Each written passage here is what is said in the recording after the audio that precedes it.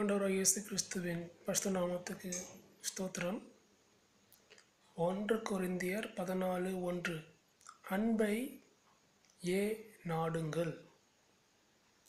அதாவது நாம் வாழ்க்கையில் எதை தேடணும்னா, எதை நாம் சாதிக்க விரும்ப வேண்டும் என்றால் அன்பு, அதாவது அன்புடையவர்களாக இருக்க ஒவ்வொரு சிச்சுவேஷனிலும் சந்தர்ப்பத்திலும் என்ன நடந்தாலும் அன்புடையவர்களே தொடர்ந்து நாம் வாழ்வதை நாம் நாட வேண்டும். எந்த அன்பு அது? அதாவது உலகத்திற்குரிய அன்பு என்று ஒன்று உண்டு. அதாவது சென்டிமெண்டல் அன்பு, ஃப்ரெண்ட்ஸ் மேலே இருக்கிறது. ஏன்னா அவங்க உங்களுக்கு நல்லது செய்கிறாங்க என்பதனால் வர அன்பு. இல்லை பாசம், அது ஒரு வகையான அன்பு. பெற்று வளர்த்தவர்கள் மேல், சொந்தக்காரங்க மேலே இருப்பது, இதெல்லாம் உலகத்திற்குரிய அன்பு. இங்கே கொடுக்கல் வாங்கல் இருக்கிறது. ஆனால் நாம் தேவ அன்பை நாட வேண்டும். தேவ அன்பை உடையவர்களாக நாட வேண்டும். தேவ அன்பு என்றால் என்ன?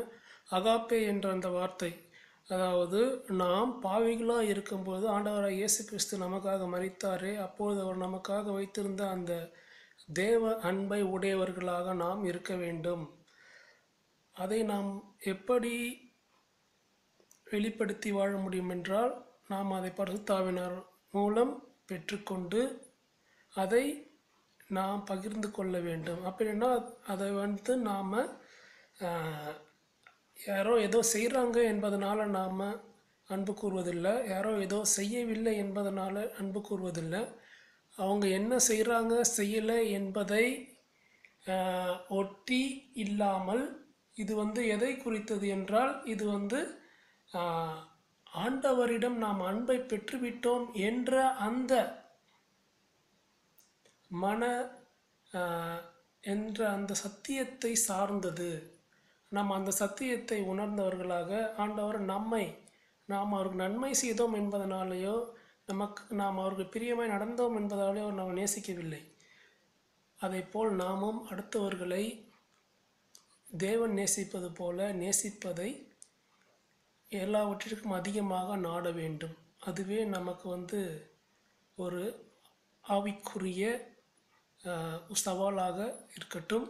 அதுவே நாம் நாட வேண்டிய ஒரு குறிக்கோளாக, ஆவிக்குரிய ஒரு கோலாக, எய்மாக நாம் வைத்து கொள்ள வேண்டும். அப்போ ஆண்டவர் நம்ம ஆசீர்வதிப்பார். நாம் ஆவியில் வளர முடியும். அன்பில் வளர்வது தான் ஆவியில் வளர்வது என பரிசுத்த ஆவியானவரின் கனிகளில் எல்லாமே அன்பு தான் பிரதானமானது. அந்த அன்பை பெற்று நாம் வாழ கற்றுக்கொள்ள வேண்டும். அப்போ பார்த்தீங்கன்னா உங்கள் வாழ்க்கையில் அதிக சமாதானம் இருக்கும். உங்கள் சாட்சி ரொம்ப பவர்ஃபுல்லாக இருக்கும். உங்கள் வீட்டில் சமாதானம் இருக்கும்.